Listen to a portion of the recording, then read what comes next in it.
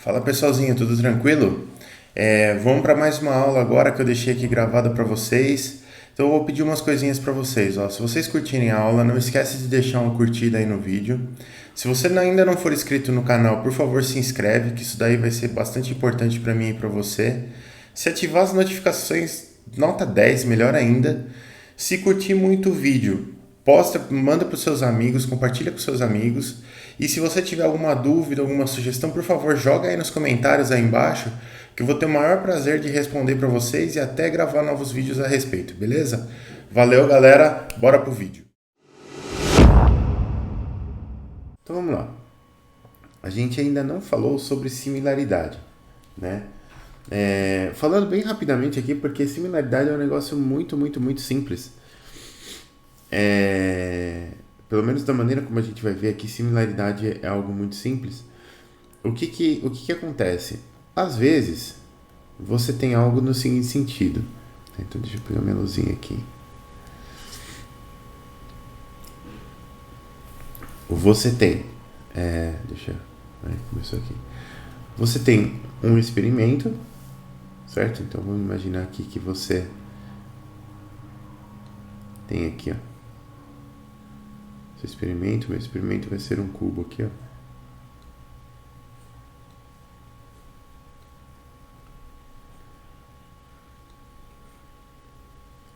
Assim. E eu tenho um experimento em escala. Vai ser um cubinho pequenininho.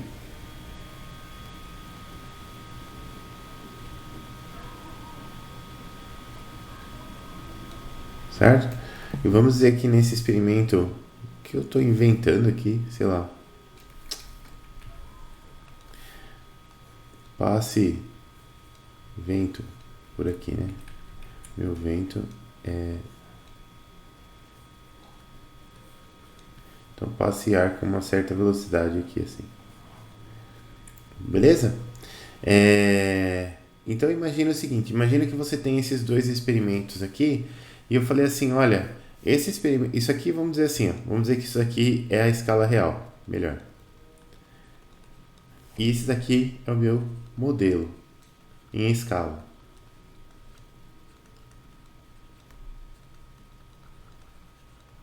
Tá certo? Aí eu falo assim, olha, eu passei um ar aqui com uma densidade tal, temperatura tal, velocidade tal, viscosidade tal, velocidade tal. Passei esse ar por aqui e obtive uma força de arrasto de tanto, né? Eu obtive uma força de arrasto aqui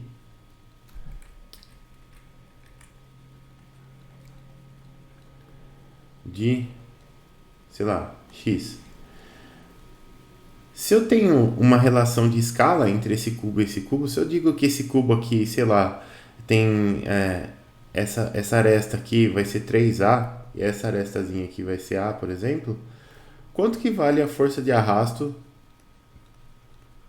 na vida real, né? Se eu sei a força de arrasto no meu modelo, como que eu consigo estimar a força de arrasto na vida real? A resposta justamente está na similaridade, né?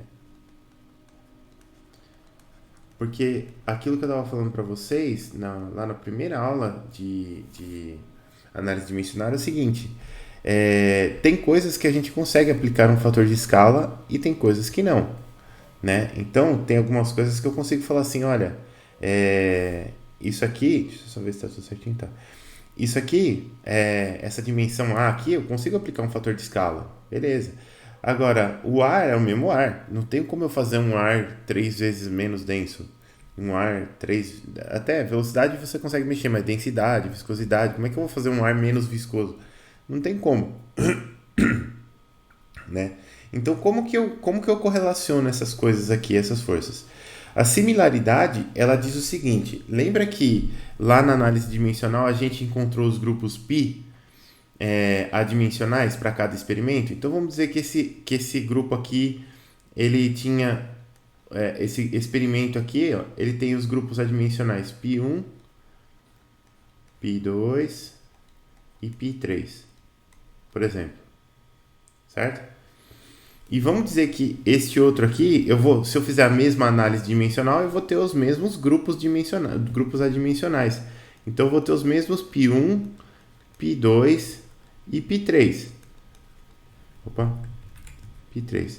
Então, por exemplo, um desses π's aqui pode ser o número de Reynolds, sei lá, qualquer coisa assim. Lógico que se eu calcular o número de Reynolds para esse experimento pequeno e se eu calcular para o grande, vai dar diferente, certo? Então, a ideia é a seguinte: quando que os experimentos vão ter similaridade entre eles? Quando que eles vão ser similares? Eles vão ser similares quando eu tiver a igualdade entre os parâmetros adimensionais. Então, vamos dizer assim, esse é o π1 do experimento A, π2 do experimento A, π3 do experimento A. Esse aqui é o π1 do experimento B, π2 do experimento B, π3 do experimento B. Beleza. Então,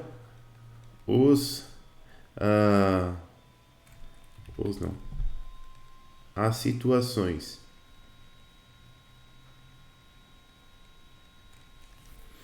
são similares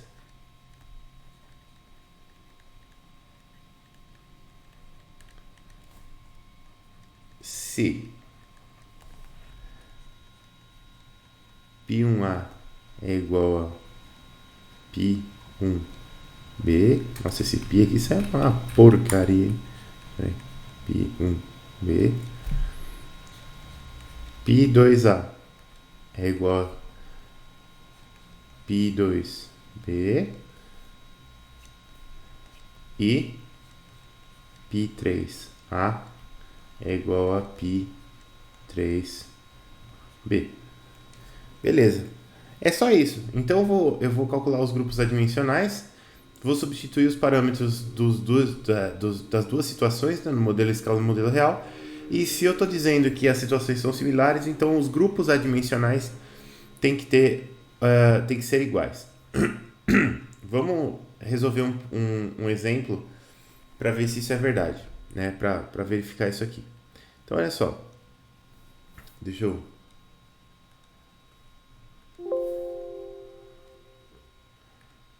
abrir um flipbook aqui.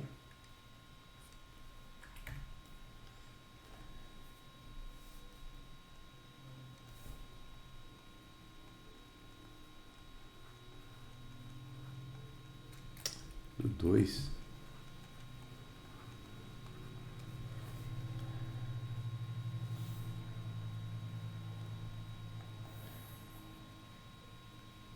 Então, cá estamos. Aqui eu estou resolvendo o exercício lista 5. Exercício, vamos ver qual que é aqui. 4. Então, na lista 5, exercício 4, o enunciado é o seguinte. O aumento de pressão ΔP de um líquido fluindo em regime por uma bomba centrífuga depende do diâmetro da bomba, da velocidade angular do motor, da vazão volumétrica Q e da densidade do fluido ρ. A tabela a seguir fornece os dados para testes em um protótipo de bomba, que é da coluna prototype aqui, e para um modelo em escala, que é a coluna model aqui. Se os experimentos no protótipo e no modelo são similares, calcule os valores faltantes na tabela. Então ele quer saber a vazão aqui e o ΔP aqui. Vamos fazer. Vou até tirar outra coisa. Só preciso dessas informações aqui.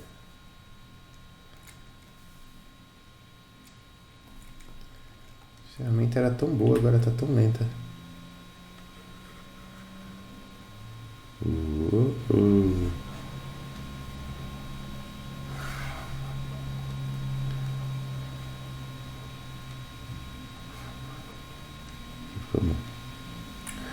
Então aqui, ó. A gente tem 5 variáveis aqui, ó. Eu tenho as variáveis do problema. Opa.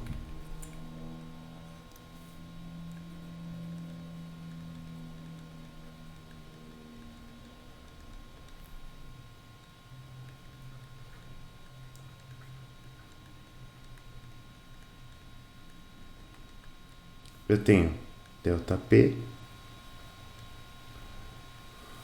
ΔP é pressão, está em quilopascal aqui. Pascal e quilopascal, para nós da análise dimensional, nesse primeiro momento é a mesma coisa. Então, ΔP tem pressão. Pressão é força sobre área, né? Primeiro, vou colocar aqui, ó. Vou fazer assim, ó. Depois a gente mexe com isso, vai. Para não ficar muita coisa ao mesmo tempo. A pressão aqui está em quilopascal. Pronto. A vazão, aqui no caso, está em metro cúbico por minuto. A densidade está em quilograma por metro cúbico. A rotação,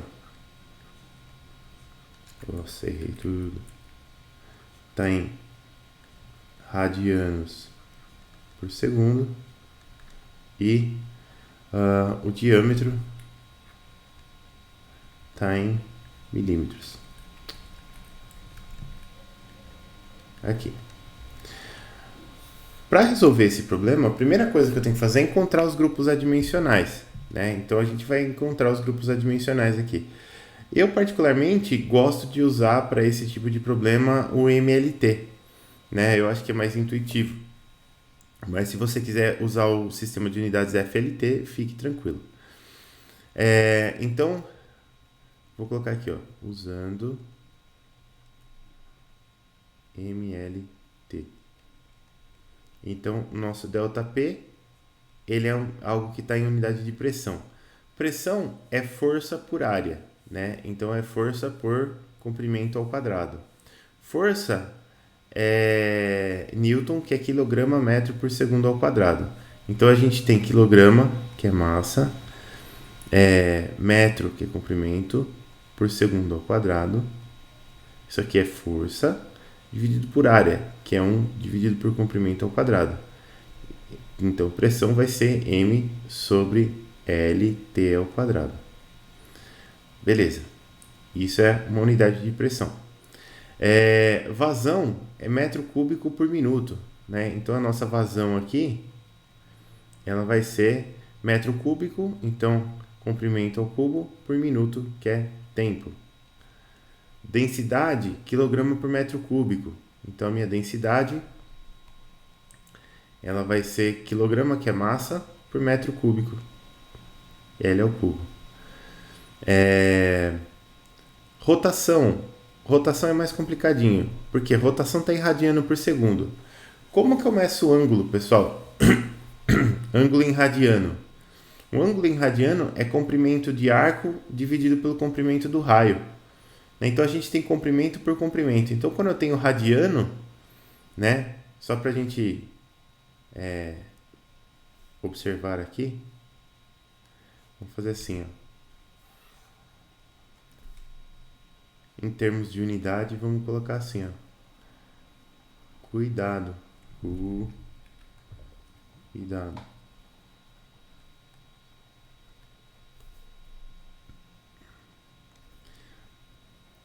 Radiano é comprimento dividido por comprimento. Até a definição de radiano, se vocês quiserem ver, quer ver?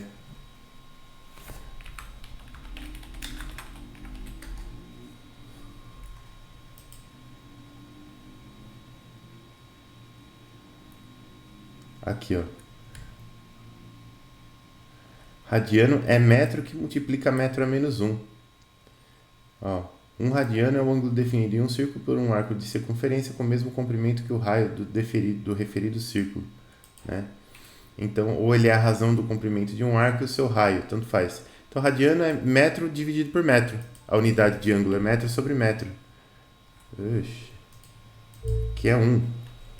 Né? Então, aqui, ó. Radiano é metro por metro, que é 1. Então, aqui, a nossa... Voltando aqui, a nossa rotação, que está em radianos por segundo, isso aqui está em 1 sobre tempo. E o diâmetro aqui está em milímetros, né? Então, o diâmetro aqui está em comprimento. Beleza. Agora, o que eu tenho que fazer? A primeira coisa, eu tenho que ver, olha, das unidades da MLT aqui, eu estou usando as 3? Estou usando, né? Só você olhar no ΔP aqui, no ΔP, você já vai ver que eu estou usando M, L e T. Então eu tenho 3 unidades. Então, se eu estou usando as 3 unidades, eu tenho 3 parâmetros de repetição que eu tenho que escolher, né? Então eu vou escolher 3 parâmetros de repetição da seguinte forma. Você pode escolher os 3 que você achar mais convenientes. Eu vou escolher o diâmetro, que é simplesinho, é o L.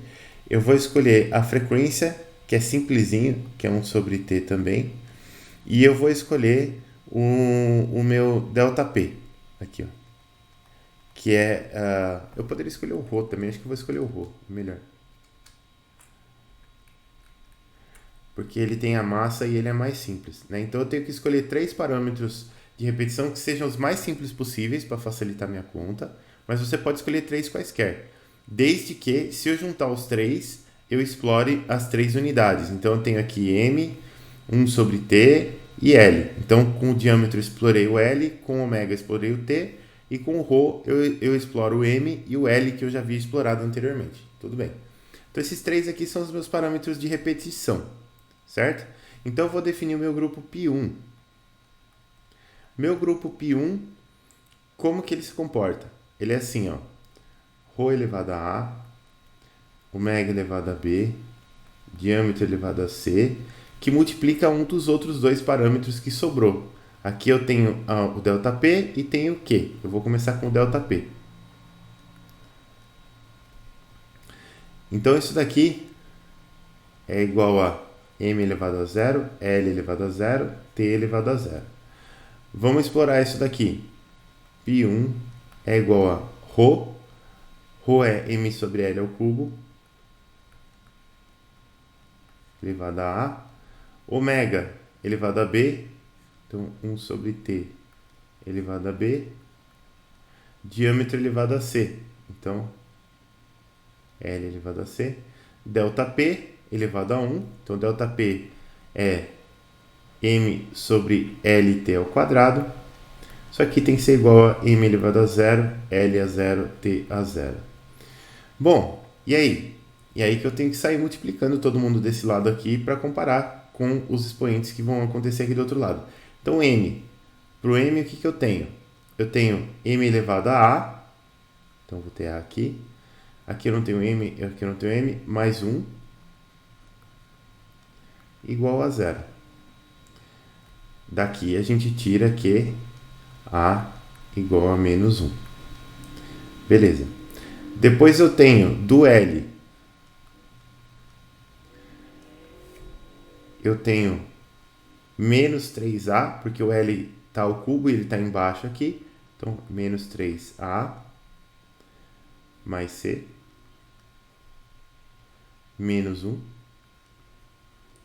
igual a 0. Beleza. Se o A é igual a menos 1, então eu vou ter 3 aqui, menos 1, 2. Passa para lá, menos 2. Daqui eu tenho que C vale menos 2. E do T, eu vou ter aqui menos B. Aqui eu não tenho T. Aqui eu não tenho T. Menos 2 igual a 0. Portanto, B é igual a menos 2. Então, o que a gente vai ter aqui, ó? O nosso grupo dimensional π1, grupo A dimensional π1, ele vai ser formado por ΔP dividido por Rho elevado a... Aliás, aqui é multiplicado, né? Mas como deu tudo menos aqui, vai ficar todo mundo embaixo. Então, o Rho, ele está elevado a menos 1, é Rho elevado a 1 no denominador. O D, ele está elevado a menos 2, então é diâmetro ao quadrado no denominador. E o ômega está elevado a menos 2 também, então é ômega ao quadrado no denominador. Então tá aqui. Beleza. Esse é meu parâmetro adimensional π1. Tenho que fazer a mesma coisa para o parâmetro adimensional... Tem que fazer a mesma coisa para o parâmetro adimensional π2. Então, π2 vai ser o produto dos parâmetros de repetição elevado aos respectivos expoentes, que multiplica um dos parâmetros que não é de repetição, que no nosso caso aqui vai ser a vazão.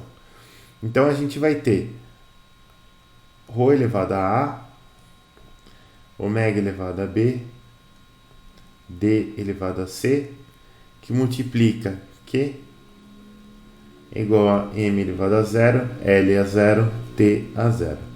Vamos expandir esses caras aqui. Então, meu parâmetro π2 ele é igual a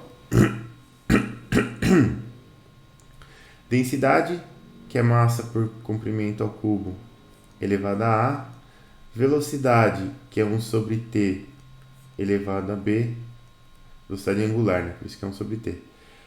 Diâmetro, que é L, elevado a C. Vazão, que é L ao cubo, dividido por T, igual a M elevado a zero, L a zero, T a zero. Vou colocar um parênteses aqui só para ficar bonitinho assim. Então, beleza. De M, o que eu tenho? Eu vou ter A, não tem M, não tem M, não tem M, igual a zero. Então, A igual a zero aqui. De L, o que eu vou ter? Menos 3A, tá aqui. Aqui não tem L, mais C, mais 3, igual a zero. A igual a zero, né? Então eu não preciso me preocupar aqui. C mais 3 igual a zero. Daqui eu tiro que C vale menos 3. E de T, eu vou tirar menos B, menos 1, igual a zero. Portanto, B vale menos 1. E aí o nosso grupo adimensional π2, ele vai valer A é zero, então ρ elevado a zero vai dar 1, não aparece em lugar nenhum. O nosso Q vai estar em cima, porque Q é elevado a 1. Embaixo eu vou ter B igual a menos 1, então ômega elevado a menos 1 é ômega embaixo. C é menos 3, então D a menos 3 é D ao cubo embaixo. Tá aqui. Beleza, esse é o nosso segundo grupo adimensional. Então, matamos os dois grupos adimensionais. Agora eu preciso olhar aqui nessa tabela para ver, por exemplo, o meu parâmetro adimensional π2, ele depende de Q, ômega e D, certo? Então aqui, Q, ômega e D. Eu tenho ômega e D tanto para o protótipo quanto para o modelo, e o Q eu só tenho para o modelo. Então daqui, se eu fizer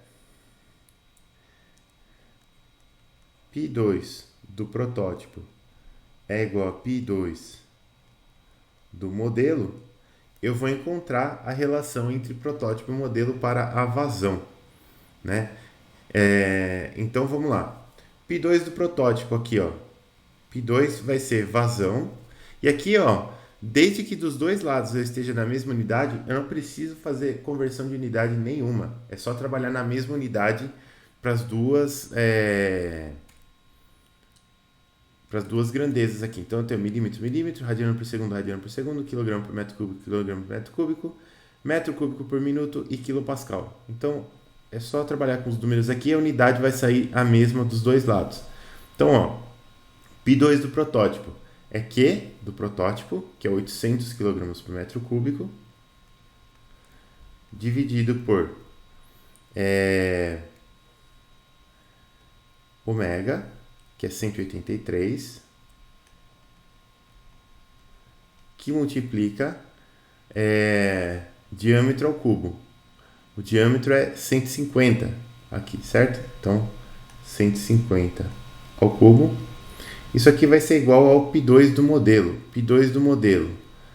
No modelo, a gente está trabalhando com uma vazão.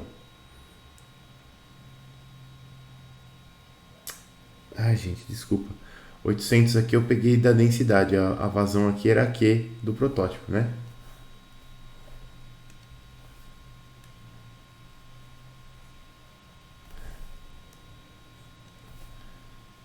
Aqui é Q do protótipo. 183 é o ômega do protótipo, diâmetro é 150. Beleza. Aqui, agora sim, vazão do modelo. A vazão do modelo é 0,0928 metro cúbico por minuto.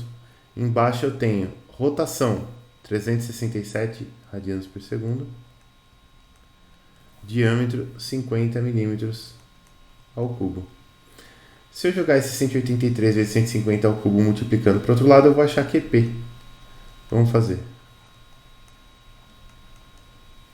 QP será igual a 0,0928 vezes 183 vezes 150 ao cubo dividido por 367 vezes 50 ao cubo.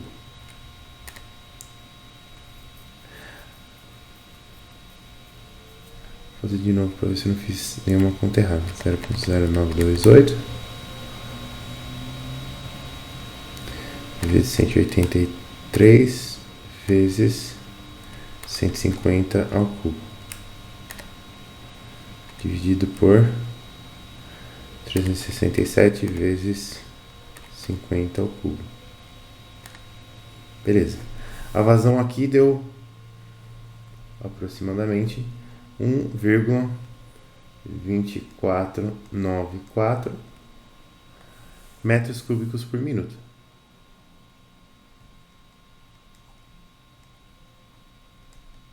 Então, essa é a nossa vazão. E por último aqui, vou ter que terminar na última página, eu vou comparar os parâmetros P1. Né? Por que eu vou comparar os parâmetros P1? Porque P1 envolve pressão, densidade, frequência e diâmetro. Então, eu tenho pressão, densidade, frequência e diâmetro. E aqui eu tenho a pressão, e aqui desse outro lado eu não tenho a pressão. Então, eu vou precisar calcular a pressão desse lado. Então, eu vou fazer P1 do protótipo igual a P1 do modelo. Então, P1 do protótipo é igual a P1 do modelo. P1 do protótipo vai ser o quê? ΔP dividido por ρ ω ao quadrado d ao quadrado. Então, ΔP 52,5 kPa dividido por densidade, que é 800 kg por metro cúbico, que multiplica rotação ao quadrado, então 183 ao quadrado, que multiplica diâmetro ao quadrado, 150 ao quadrado. Isso aqui vai ser igual a o ΔP do modelo, aliás, P1 do modelo. O ΔP do modelo eu não tenho, então o ΔP do modelo será ΔP do modelo, dividido por densidade, no caso do modelo, que é de 999 kg por metro cúbico, que multiplica a rotação ao quadrado, que é de 367 radianos por segundo, aqui, 367 ao quadrado, que multiplica o diâmetro ao quadrado, que é de 50 milímetros ao quadrado. Beleza. Então, o nosso ΔP do modelo será 52,5 vezes 999 vezes 367 ao quadrado vezes 50 ao quadrado dividido por 800 vezes 183 ao quadrado vezes 150 ao quadrado. Isso aqui deu 29,29694 aproximadamente. Qual que é a unidade? Mesma unidade do outro lado. Se aqui está em quilopascal, do outro lado tem que estar em quilopascal.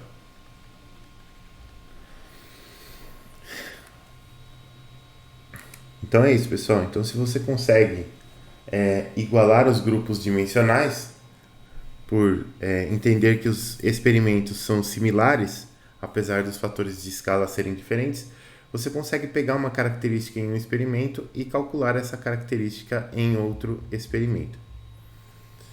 Beleza. Feito isso, agora a gente vai passar um pouquinho para um novo tópico, né? Com isso daqui a gente vai conseguir resolver mais exercícios da lista lá, mas a gente vai passar agora para um novo tópico, que é um tópico que vai se conectar com essa parte de análise dimensional lá quando a gente for fazer análise de perda de carga em tubulações. Esse tópico é bastante importante e ele não parece, mas ele acaba se tornando bastante difícil. Tá? Então temos que prestar muita atenção aqui. A gente vai falar do princípio da conservação da quantidade de movimento. O princípio da conservação da quantidade de movimento é uma aplicação do teorema do transporte de Reynolds que a gente usou para a massa, só que agora para a grandeza quantidade de movimento. Vocês vão ver que isso daqui dá bastante pano para manga. Porque com essa equação aqui eu consigo calcular, por exemplo, sabe quando vocês veem lá um bombeiro e o bombeiro ele está tentando apagar um incêndio, ele vai segurar a mangueira e aí a mangueira está bem pressurizada, a água sai com uma velocidade alta da mangueira e aí dá aquele empuxo para trás no bombeiro, ele tem que fazer uma força para segurar aquela mangueira. Essa equação permite que a gente calcule aquela força. Tá? Isso é muito importante. Então vamos lá, princípio da conservação da quantidade de movimento. Olha só, o princípio da conservação da quantidade de movimento, ele trata da análise da variação da quantidade de movimento em um sistema e suas implicações. O que é quantidade de movimento? A quantidade de movimento de uma partícula é dada pela seguinte expressão. Quantidade de movimento é uma grandeza Q, ela é uma grandeza vetorial, por isso que está com um vetorzinho aqui, e ela é o produto da massa daquela partícula com a velocidade daquela partícula. Então, velocidade é vetor. Se eu estou multiplicando pela massa, que é um escalar, eu vou ter um vetor quantidade de movimento, tá certo? Então, a quantidade de movimento é basicamente o produto da massa com a velocidade da partícula. E isso é muito importante, né? É um evento muito importante. Eu costumo brincar assim que, para você entender quantidade de movimento, imagine uma colisão no mar, né? Então você tem um transatlântico gigante andando a, sei lá, 50 milhas náuticas em uma direção, e de frente com esse transatlântico vem andando também a 50 milhas náuticas no sentido oposto uma canoa com o índio Juca. Beleza. Tem lá o índio Juca, 50 milhas náuticas na canoa, tá indo de frente com o transatlântico. Travou aí, pessoal? O que acontece? A quantidade de movimento ela é o produto da massa com a velocidade, né? Então eu estava tentando, se é claro, dar o exemplo para vocês de duas embarcações do mar, né? Um navio transatlântico gigantesco andando a 50 milhas náuticas para a direita, e a outra uma canoa andando a 50 milhas náuticas por hora para a esquerda, né? As duas em rota de colisão, né? Então, se eu tenho um transatlântico contra uma canoa, o que vocês esperam que aconteça depois do impacto? Quem que vai ter a velocidade mais alterada, o transatlântico ou a canoa? Obviamente estamos falando da canoa, né? O transatlântico provavelmente nem vai sentir o impacto, vai continuar na mesma velocidade. Então, essa é a grande diferença da quantidade de movimento. Quer dizer, os dois corpos aí, eles têm exatamente a mesma velocidade, eles tinham exatamente a mesma quantidade de velocidade, vamos dizer assim. Só que o transatlântico tem muito mais massa do que a canoa do Índio Juca, né? Então, quando isso acontece, como o transatlântico ele tem muito mais massa e a mesma velocidade, ele tem muito mais daquilo que a gente chama de quantidade de movimento, né? E a quantidade de movimento ela é fundamental para a gente descrever muitas coisas na natureza. A quantidade de movimento aqui, então, ela é uma grandeza vetorial proporcional à massa da partícula e sua velocidade, apontando na direção e sentido do vetor da velocidade associado à partícula. Note que a quantidade de movimento específica de uma partícula ou substância em estudo é sua própria velocidade, né? Lembra? Toda vez que a gente tinha uma quantidade que a gente chamava de específica, o que é? É aquela quantidade dividida pela massa. Então, volume específico, volume pela massa. Enthalpia específica, enthalpia dividido pela massa. Energia interna específica, energia interna dividida pela massa. Assim por diante. Tudo que é específico a gente divide pela massa. Quantidade de movimento não é diferente. Eu posso ter a quantidade de movimento específica de uma partícula. É só pegar a quantidade de movimento e dividir pela massa.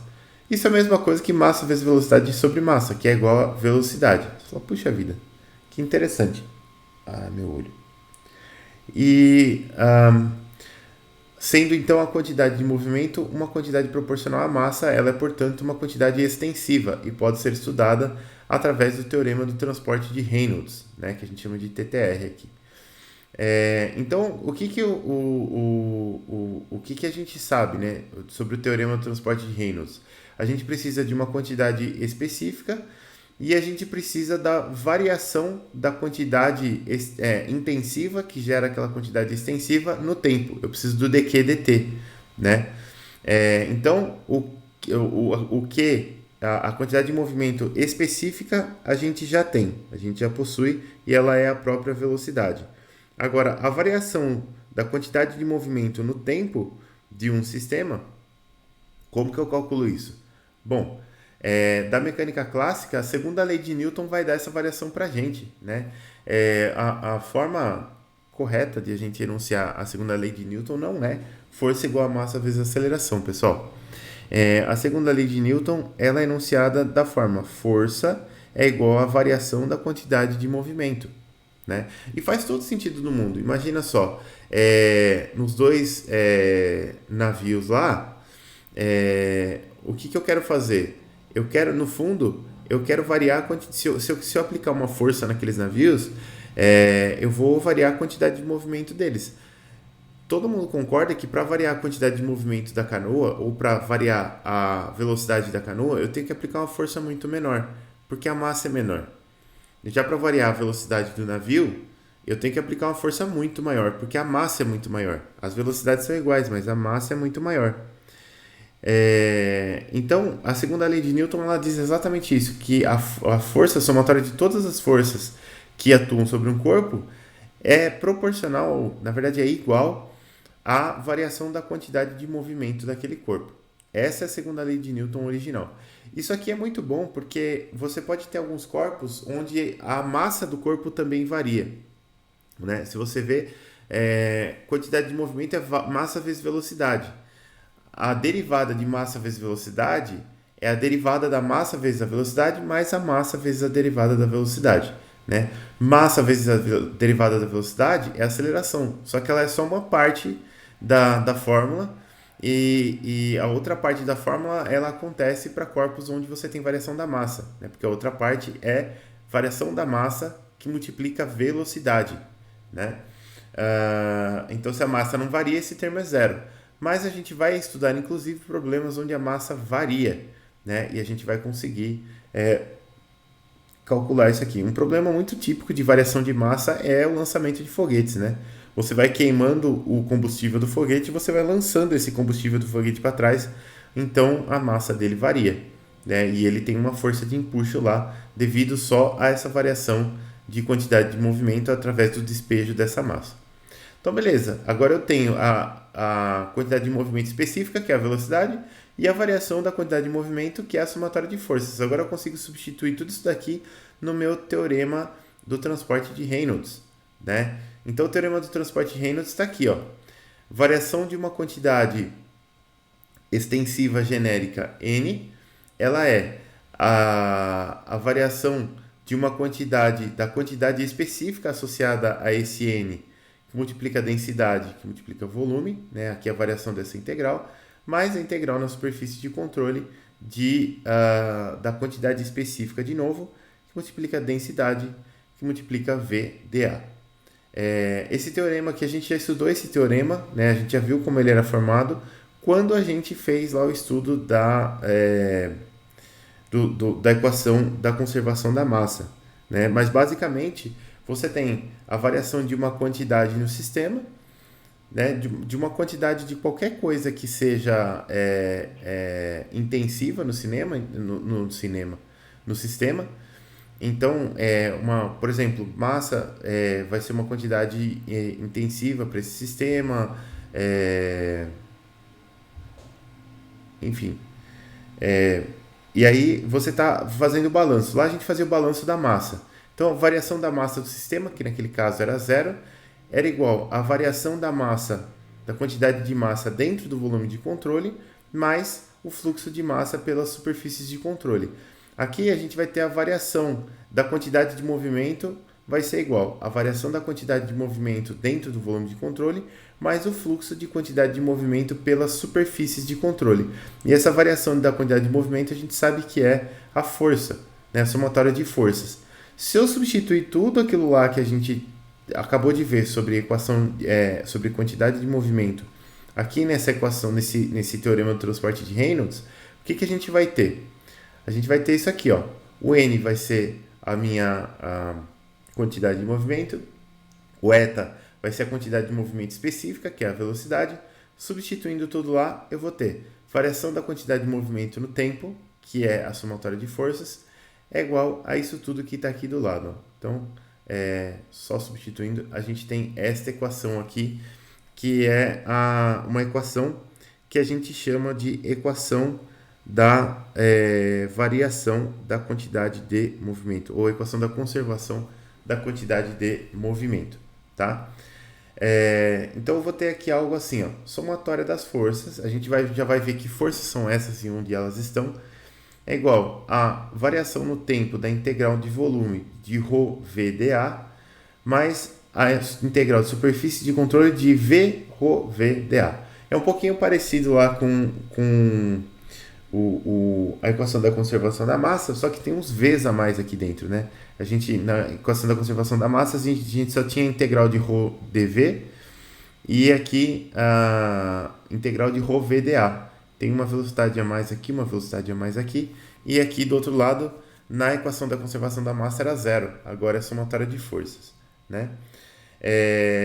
E aí, para tornar essa fórmula um pouco mais prática, a gente separa as forças que atuam sobre o volume de controle. Então essas forças aqui são as forças que atuam sobre o volume de controle, mas a gente vai ver elas mais em detalhe já já. A gente separa elas em forças de corpo e forças de superfície, né? Que são forças de corpo e forças de superfície. Forças de corpo, aqui eu achei que estava escrito no próximo slide, mas não coloquei. Forças de corpo, elas são forças que atuam no volume de controle e elas são definidas através de campos, né? Então, a força peso, por exemplo, é uma força de corpo, porque ela é definida através do campo gravitacional, né? Você poderia ter outras forças, como força de campo elétrico, força de campo magnético, você poderia ter diversas forças aí. No nosso caso, a gente só vai trabalhar com, no caso de forças de corpo, forças gravitacionais mesmo. Então não precisa se preocupar muito com isso. E forças de superfície são as forças que atuam nas fronteiras do meu volume de controle.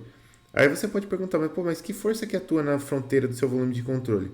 No caso aqui das nossas tubulações, por exemplo, eu posso ter duas forças atuando na fronteira do meu volume de controle. Uma dessas forças, ela vai ser uma força de pressão, por exemplo. Eu tenho uma pressão uma pressão distribuída na minha superfície de controle ali, que eu tenho que contabilizar como uma força. E eu também tenho as reações que vão manter aquela tubulação no lugar, né? Afinal, se eu tiver uma força agindo na tubulação e não tiver reação, a minha tubulação vai sair voando. A menos que você esteja lançando um foguete, não é exatamente isso que você quer. Então a gente tem que tomar um certo cuidado com isso daí. Beleza.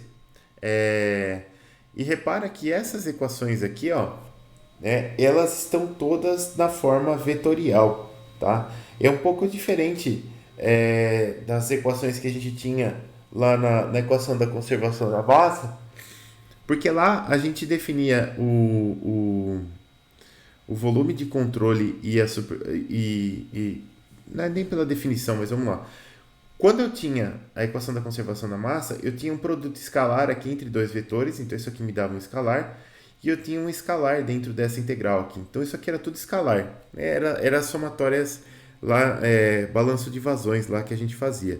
Aqui, o termo que entrou dentro dessas integrais, ele é um vetor, né? É o vetor velocidade. Então essas integrais aqui elas passaram a ser vetores, né? De três posições, evidentemente. Em cada posição eu tenho uma integralzinha dessa daqui para uma velocidade. E aqui do outro lado eu também tenho vetores, né? Se do lado direito da equação eu tenho vetores, do lado esquerdo eu tenho vetores também, que são os vetores força.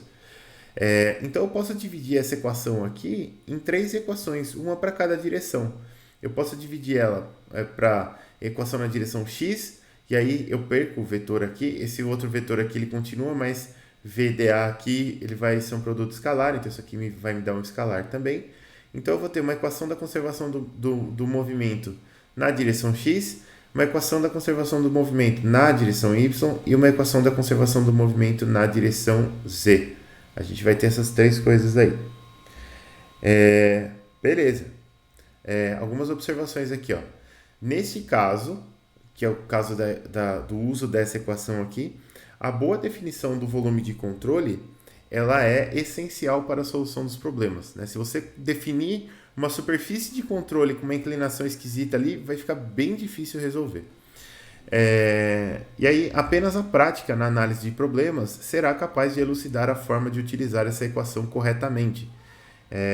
Então, não adianta, tem que resolver muito exercício para ficar bom nesse negócio aí. Vamos dar uma olhada em um exercício aqui, ó. Eu tenho esse exercício 1 aqui que me diz o seguinte, ó. A água que sai de um bocal, né, ele sai de um bocal aqui, atinge uma superfície plana como na figura. Aqui, ó. A velocidade de saída da água do bocal é de 15 metros por segundo. Sai 15 metros por segundo aqui. E a área do bocal é de 0,01 metros quadrados. Beleza. Assumindo que o jato de água seja normal à placa antes do impacto e flua sobre ela após o impacto, determine a força horizontal necessária para manter a placa em equilíbrio. Beleza. Vamos fazer aqui, ó. Então eu vou dar um printzinho nesse cara. Na verdade eu consigo apenas copiar aqui, já vai ser muito bom. Então aqui, vamos para uma página nova.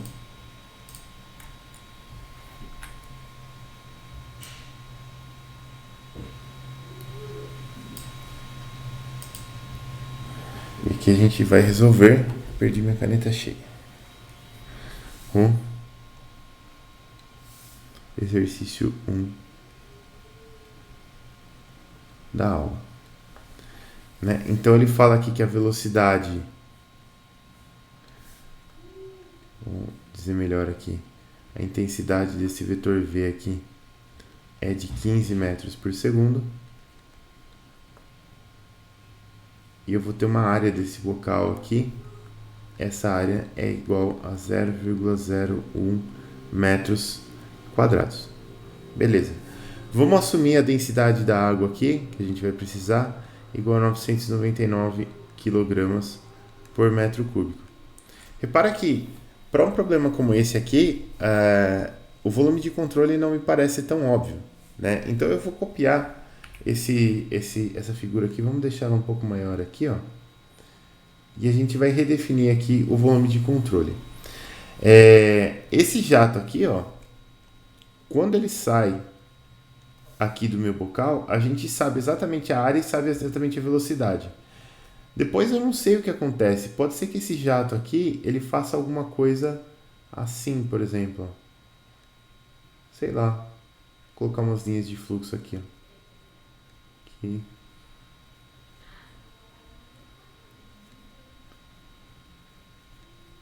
Pode ser que ele faça um negócio assim. Vai abrindo assim, eu não sei bem. Né? Não dá para ter muita certeza.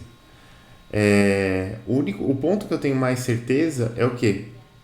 Esse ponto aqui, que ele descreve que nesse ponto aqui a velocidade é de 15 metros por segundo e a área é de 0,01 metros quadrados. E aqui ele está dizendo que o jato bate na placa e sai lateralmente, tanto para cima quanto para baixo aqui. Ou vai, imaginando que isso aqui está sendo visto por cima, então está saindo para os lados aqui. Como que eu vou definir meu volume de controle? Eu vou definir o meu volume de controle assim, ó.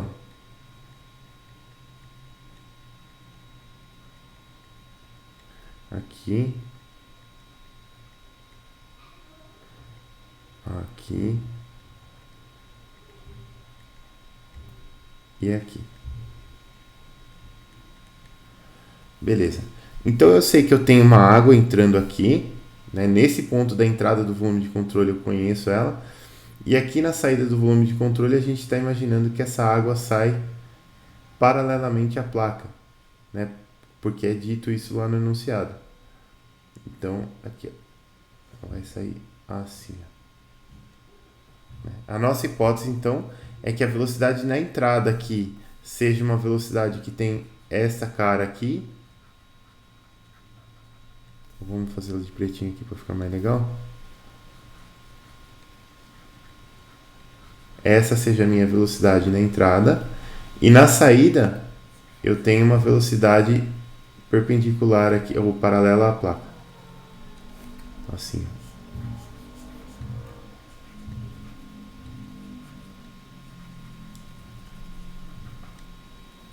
Beleza. Então, o que vai acontecer? Aqui, ó, desse lado, eu vou ter que contabilizar a força que esse cara está colocando aqui no meu volume de controle, certo? Então, ele vai fazer uma força aqui nesse aparato aqui para frente, e essa força vai ser transmitida para o volume de controle por aqui, ó. Opa. Então, eu vou ter uma força F agindo aqui no meu volume de controle, para cá. Beleza. Então, aqui, ó. O que mais que eu tenho? No fundo aqui, esse ambiente está dentro de uma atmosfera, né? E essa atmosfera, ela vai realizar pressão em todas as paredes do meu volume de controle aqui, né? Mas como ela vai realizar a mesma pressão em cima e embaixo, na esquerda e na direita, essa pressão toda ela vai se cancelar. Então eu não estou muito preocupado com a pressão do ambiente se ela for constante aqui em torno de todo o meu volume de controle, né? Então, basicamente, aqui o que eu tenho?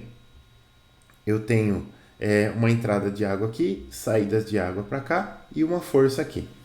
Vamos aplicar agora a minha equação da conservação da quantidade de movimento. Então, eu vou pegar este desenho aqui que a gente fez e eu vou jogar ele aqui para cima. A equação da conservação da quantidade de movimento, ela me diz o seguinte. Ela me diz que a somatória das forças de corpo em todas as direções, mais a somatória das forças de superfície em todas as direções vai ser igual à derivada temporal da integral do volume de controle de V ρ dV mais a integral na superfície de controle de V ρ V dA. Lembrando que esse produto escalar aqui, ele é feito primeiramente. Ah, não tem problema, Fernando. Te entendo, viu, cara? Fica tranquilo. Então, esse VDA aqui, ó, não está na equação, mas implicitamente, como ele é um produto escalar, ele tem que ser feito primeiro, né? Então, eu tenho isso aqui, ó, tá? Esse parênteses aqui, ele existe. Então, tá aqui. Vamos resolver esses termos aqui todos, ó. Então, aqui, ó, eu tenho que analisar isso aqui com calma. Porque no enunciado, vamos dar uma olhada aqui no enunciado. No enunciado, ele não fala nada sobre... Não, ele pode até falar sobre força de corpo, não tem problema. Aqui. Faltou uma força aqui, ó, que eu vou colocar em cor de rosa, que é uma força de corpo que existe no meu problema, que é a minha força peso. Então, a minha força peso aqui, ó, eu vou colocar ela de rosinha aqui, ó, apontando para baixo.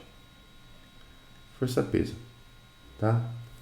Agora a minha internet está ruim de novo, aparentemente.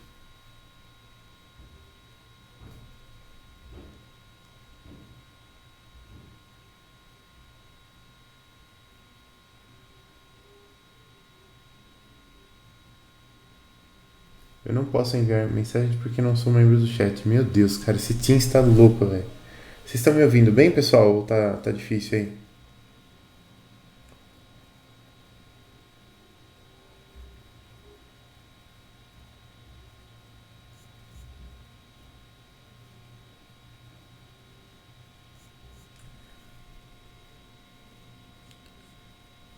Dá pra ver? Beleza. Então eu vou continuar aqui. Se tiver ruim, vocês me avisam de alguma forma. Olha, o chat não atualiza. Eita, preula. Então vamos lá. Estamos aqui resolvendo o nosso exercício. A primeira coisa que eu vou fazer é o seguinte. Essa equação aqui ela está no domínio vetorial. Né? Eu estou com vetores aqui, vetores em tudo. E eu quero resolver uma força aqui que está na direção de x. Tá vendo? Ela está para a esquerda aqui, mas está na direção de x. Então, em vez de aplicar essa equação aqui em todas as direções, eu vou aplicar ela só na direção x. Certo? E tem alguns detalhes a gente fazer isso. Então, aqui, ó. Opa. Na direção x,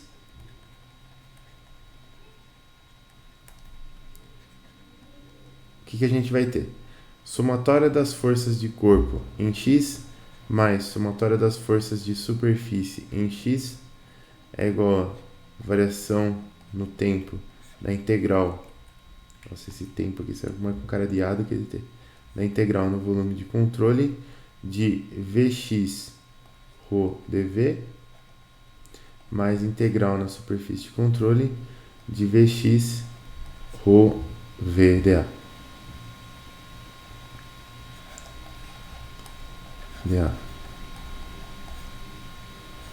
Beleza.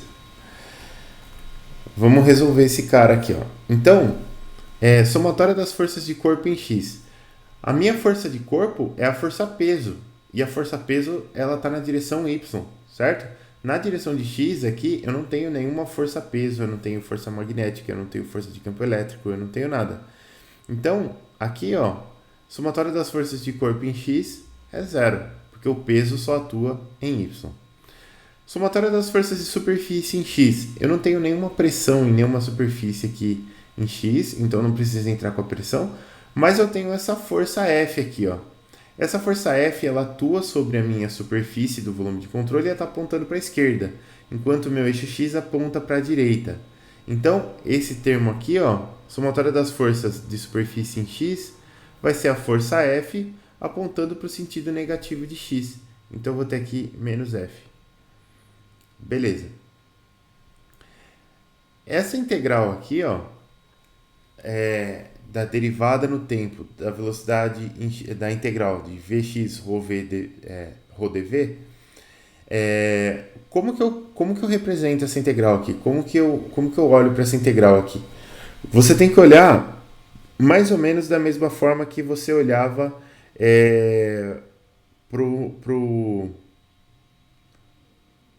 para a equação da conservação da massa, só que agora para a equação da quantidade de movimento. Isso daqui vai me dizer a variação da quantidade de movimento dentro do volume de controle. O meu volume de controle aqui ele está em regime. No caso da aceleração no caso da equação da quantidade de movimento, ele estar em regime, aqui ó, o volume de controle em regime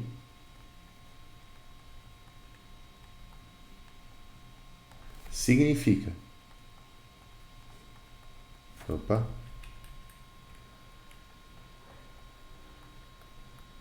que a quantidade de movimento dentro dele não varia. O que é não variar a quantidade de movimento? É não variar nem a massa nem a velocidade. Para não variar a massa, ele não enche e ele não esvazia. Até aí a gente já sabe porque a gente fazia a mesma coisa lá para a equação da conservação da massa. Para a quantidade de movimento tem a velocidade também, que ela não pode variar. Então ele não acelera. Depois, quando a gente tiver aceleração, a gente tira esse termo da aceleração dessa equação aqui e aí o fato dele estar em regime não leva em conta mais a aceleração. Mas por enquanto aqui ainda leva. Então, esse volume de controle está enchendo? Não. Ele está esvaziando? Não. Ele está acelerando? Não. Então, ele está em regime. Se ele está em regime, a quantidade de movimento aqui dentro dele não varia. Se a quantidade de movimento dentro do volume de controle não varia, essa equação aqui, ou esse termo da equação aqui é zero. E sobrou esse último termo aqui, ó, que é a somatória, aqui é a somatória não, a integral desse termo aqui, velocidade em x, ρ, v, dA, né?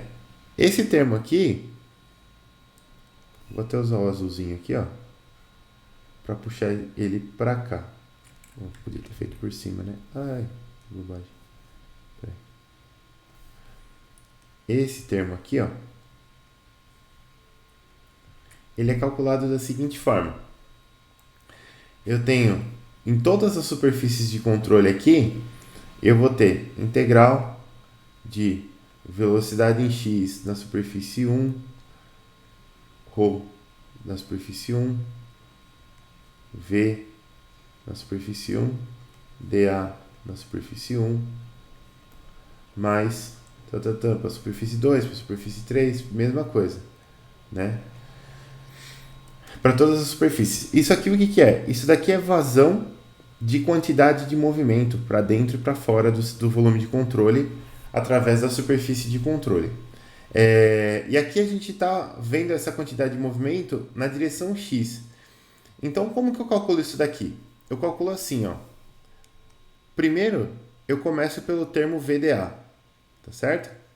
Então, aqui, ó, primeiro, eu vou ter três partes da superfície de controle para analisar. Eu tenho essa parte aqui que eu vou chamar de parte 1, superfície 1, superfície 2 e superfície 2 de novo, não é 0. Superfície 3. Beleza. Na superfície 1, o que está acontecendo? Somatória, aliás, integral na superfície de controle 1 de Vx 1 ρ V1 dA1. Vamos analisar essa superfície. Então aqui, produto escalar, parênteses, beleza. O meu dA aqui, ele aponta sempre para fora do volume de controle. Certo? Então, esse produto escalar V1 dA1, ele vai me dar o quê? Ele vai me dar aqui velocidade que multiplica área 1. Beleza.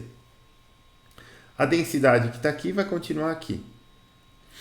E a velocidade em x aqui é a própria velocidade v, né? A velocidade v aqui está em x, ela é positiva. Beleza. Então, velocidade v. Isso aqui me deu ρ v ao quadrado a1. Nesses outros dois lugares aqui, ó, vamos pegar para a superfície de controle 2. Então, eu vou pegar aqui, ó, integral na superfície de controle 2 de Vx2 ρ V2 A2. Beleza. Começa pelo produto escalar. Então, o V2A2 aqui, ele vai dar... Aqui eu tenho uma velocidade V2, que eu não sei quanto que vale, aqui uma velocidade V3, que eu também não sei quanto que vale. Mas olha só, V2... A2, a área 2 eu também não sei quanto que vale, mas isso aqui vai dar um produto V2, A2. A densidade ρ, ela vai continuar aqui. E essa velocidade em x na superfície 2, quanto que é a velocidade em x na superfície 2 aqui, pessoal? Olha só, V2 aqui está totalmente para cima, está totalmente na direção de y. A velocidade em x aqui na direção 2 é 0. Então, isso aqui vale 0, tá? Esse termo escalar V2A2, ele não é 0, hein? Ele ainda existe, ó. Eu tenho um vetor velocidade e eu tenho uma área aqui. Então, esse produto escalar aqui vai me dar um termo diferente de 0.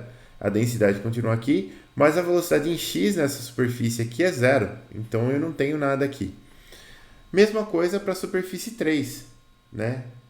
Então, isso aqui é a mesma coisa que a integral na superfície de controle 3 de Vx3 ρ V3 escalar dA3. Certo? Então, desse termo todo aqui, só sobrou esse ρ V ao quadrado A1. Então, como que fica a minha equação lá? Eu vou ficar do lado esquerdo menos f, do lado direito ρ V ao quadrado A1. Ah, e outra coisa aqui que eu não mencionei. Faltou uma coisinha aqui, ó. Lembra que a questão do produto escalar, ela tinha uma questão de sinal aqui, né? Porque, ó, o meu DA tá para a esquerda e o V tá para a direita, né? Então eu tenho um sinal de menos aqui. Além de tudo, ó, eu tenho menos aqui, ó. Menos V a 1 que multiplica rho V. Isso aqui é menos rho V ao quadrado a 1. Então, a minha equação aqui do lado esquerdo fica com menos F e do lado direito eu vou ficar com menos rho V ao quadrado a 1. Então, vou até... Deixa eu ver, nem precisa resolver na outra página. Vamos colocar num cantinho aqui, ó. Assim. Portanto, menos F é igual a menos rho V ao quadrado a 1. Ou seja, F é igual a rho V ao quadrado a 1, que é igual a densidade aqui, 999 kg por metro cúbico, velocidade 15 ao quadrado, área 0,01 metros quadrados. Isso aqui dá 2.247,75 newtons. Para vocês terem uma ideia, esse problema aqui talvez é o problema mais simples de todos que você consegue resolver dessa equação da quantidade de movimento, tá? Por isso que eu estou falando para vocês, não para vocês ficarem com medo, mas para vocês darem importância. Por isso que eu separei aqui, ó, 1, 2, 3, 4, 5 aulas para equação da quantidade de movimento, tá? É muito fácil de errar e se perder mesmo. Por isso que eu gosto de passar para vocês a equação aqui, ó, e a gente ir olhando termo a termo, a gente saber o que significa cada termo, o que está em regime, o que não está em regime, o que é força de superfície, o que é força de corpo, como que se comporta a vazão em cada uma a vazão de quantidade de movimento em cada uma das superfícies de controle, porque aqui a gente tem que levar em conta não só o VDA, mas também tem que levar em conta a velocidade, o sentido da velocidade, tem que levar em conta a força de superfície e tudo mais. Então, não é fácil, tá? Com a prática vocês vão começar a acertar, mas não é fácil, tá? Então, eu já falo para vocês, gastem tempo em cima desse assunto, estudem esse assunto, porque ele é muito importante e ele costuma ser muito difícil, tá? Não é impossível, mas tem que estudar bastante. A primeira parte da matéria a gente organizou de uma forma que provavelmente caíram os assuntos mais fáceis, todos na primeira parte. Então caiu a equação da conservação da massa, que é tranquilinho, caiu Bernoulli, que é tranquilinho, e caiu fluidostática, que não é tão tranquilinho assim quando a gente fala de superfícies submersas, mas é um pouco mais tranquilinho quando a gente fala de vasos comunicantes. Então, assim, esses 3 assuntos são beleza. Os próximos assuntos, análise dimensional, vocês viram que é trabalhoso, é tranquilo, mas é trabalhoso. Equação da quantidade de movimento, não vou mentir para vocês, é complicado. E equação da perda de carga, ela não é tão complicada, mas é muito difícil de você se perder. Então, assim, estudem bastante, não percam vista dessa matéria para vocês não se enrolarem depois, tá bom? Essa matéria, ela não é fácil,